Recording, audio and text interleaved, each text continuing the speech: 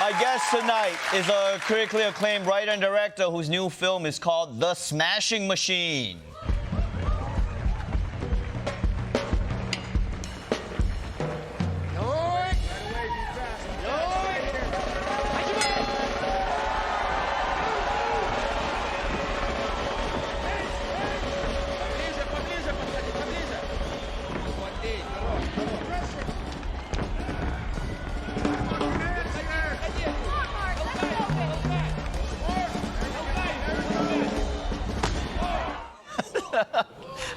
Please welcome the one and only Benny Safdie.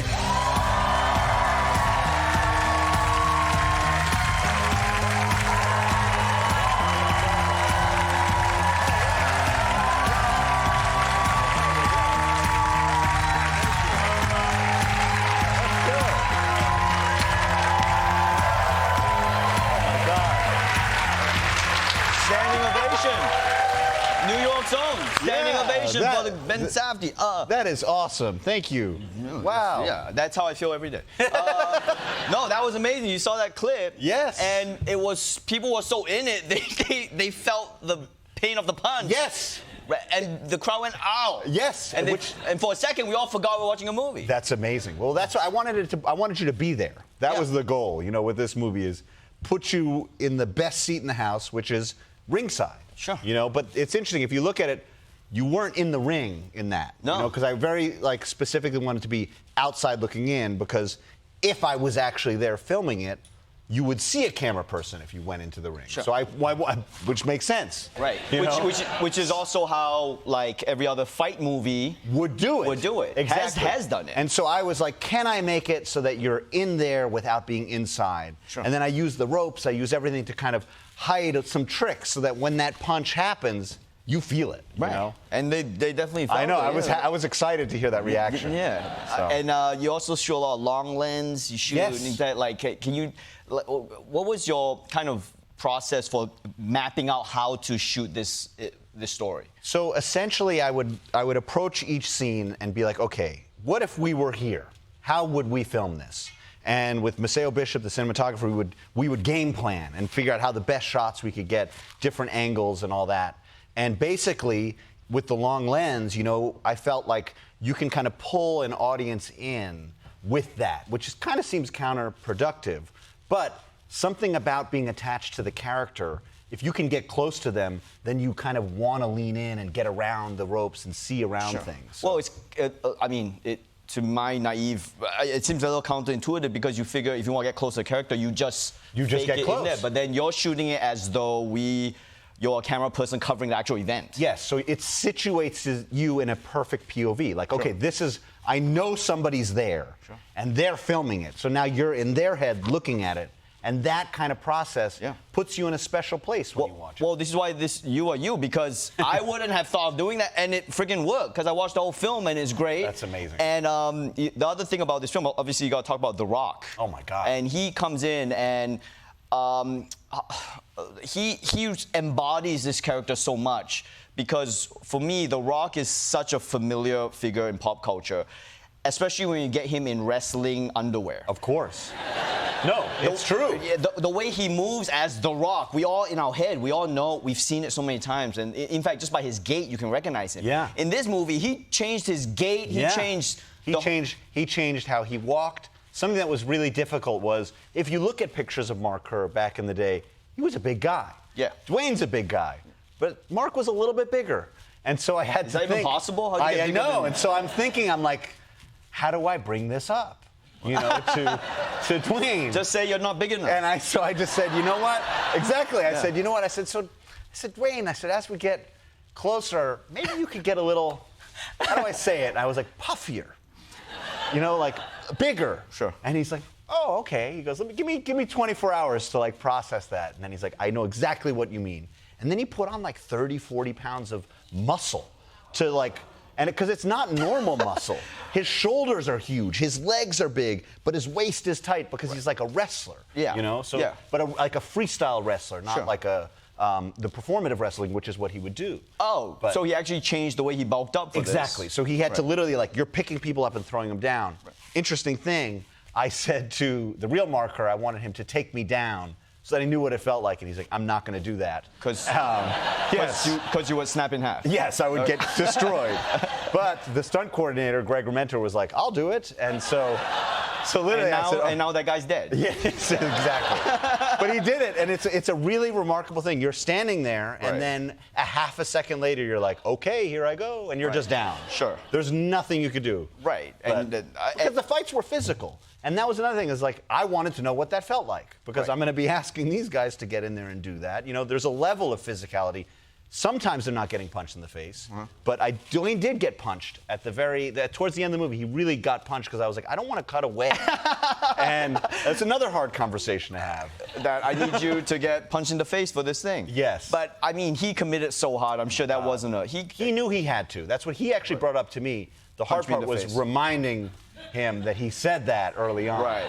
And were you working with him in the characterization for him to embody it? Oh, for sure. Or was he off on his own and then he come back and as I was writing it, I was talking to Dwayne the whole time, and I was also talking to Mark too. Right. Because I felt if I'm going to tell this story, I got to get to know Mark. And Dwayne and I at that point had gotten very close. Sure. And it really was just like there was this shared experience, you know, which is strange because we have very different, you know, upbringings, but there was something that I really felt connected to with both him and Mark. And I could sense that we all felt the same thing. And so I was like, okay, there's something to explore here. You know, there's a shared, like, human experience that I could get into. You want me asking, what was that thing? It's What do you have in common with The Rock? Okay. So, yes, it's the fact, and it's actually a little sad. So I know what it feels like to have a kind of deep pain inside of you and have to go out in front of everybody and act like it's not there, you know, but it's always there. And it's something that you know is there, but for the benefit of other people, you're like, and it's also, you're not going to let yourself be defined by that.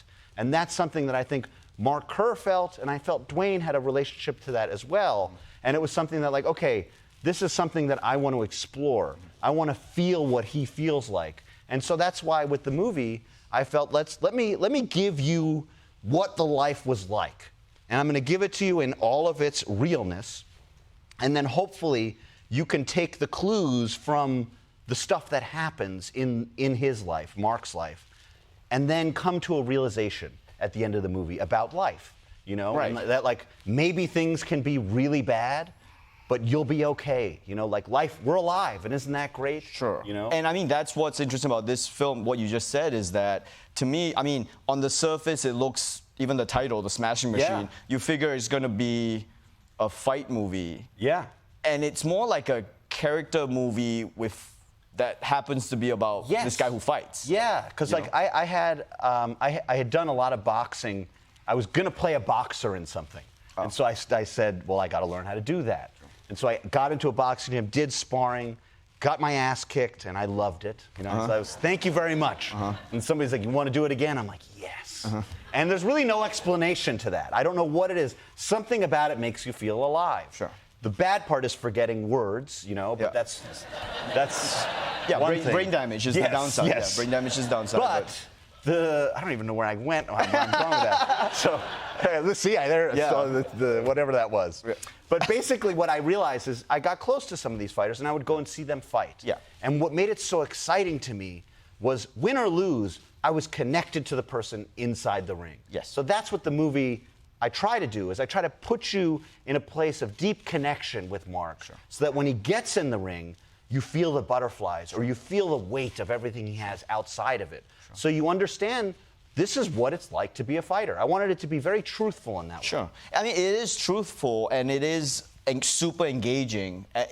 I mean, I would say almost in a surprising way. Yeah. But what's also cool is that you actually, aesthetically, the movie looks cool. And as someone who, I mean, just not to cast aspersions here, but like, I think the MMA world is sometimes kind of tacky looking. Yeah. You know, like it gets a little, these guys aren't known for their aesthetics a lot. Well, the thing is Mark was very aware of how he wanted to present himself. Sure. You know, he got a really expensive suit for his press conference. Sure. He wears this sick Nautica yellow sweater. Yes. You know? No, he was streetwear. I'm saying how you shot this movie okay.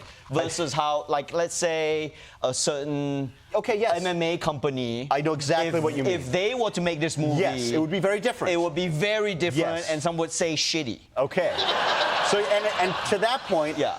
I wanted, so I chose 16 millimeter to shoot this on because aesthetically it has a feeling. Everybody remembers what 2000 feels like. It's a very close time period, but it's actually a long time ago. So what I wanted to do is I wanted to evoke what that feels like.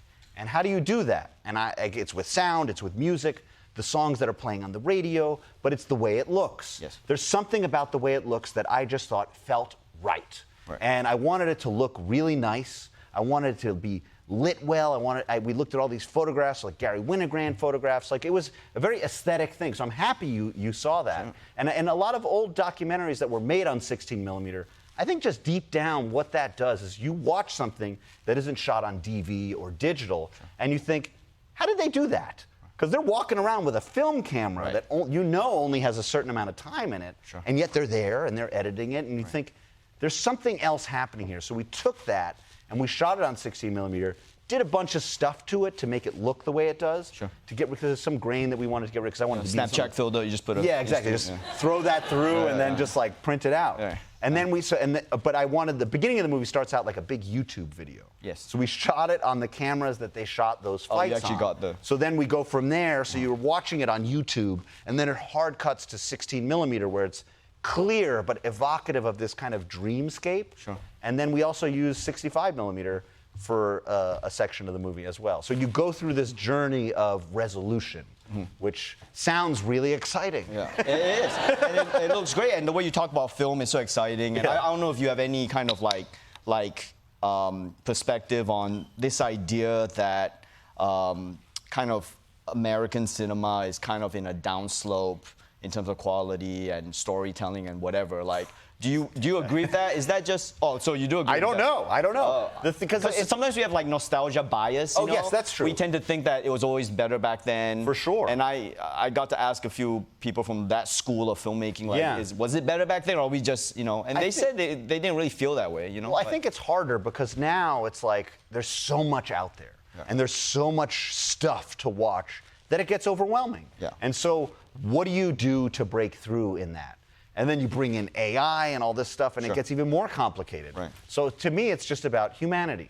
You have to focus on emotions and human beings because we're here. You know, like, this is like what's important. This is actually AI, right? Is it? Okay, I didn't know. So you can always tell. But I just think that's the thing is like focusing on stories that you can kind of get into. And for this, I really wanted it to be like, really get into the emotional vibe of the whole thing and feel these fights and really just kind of like take it to another level. And that's what movies do, but I wanted to just really make it feel like it was really happening, even though everything is telling you it's not. You know? Well, hey, I mean, you definitely succeeded in doing that. You make it sound so easy, but, you know, it's about telling stories, but everyone tries to do that, and very few people can accomplish it, and you did with this film. You know, thanks for making it. Thanks for putting your heart into it. And thanks for coming on the show. Thank you so much. This was great. The Smashing Machine will be in theaters nationwide October 3rd. It's Benny Safdie, everybody.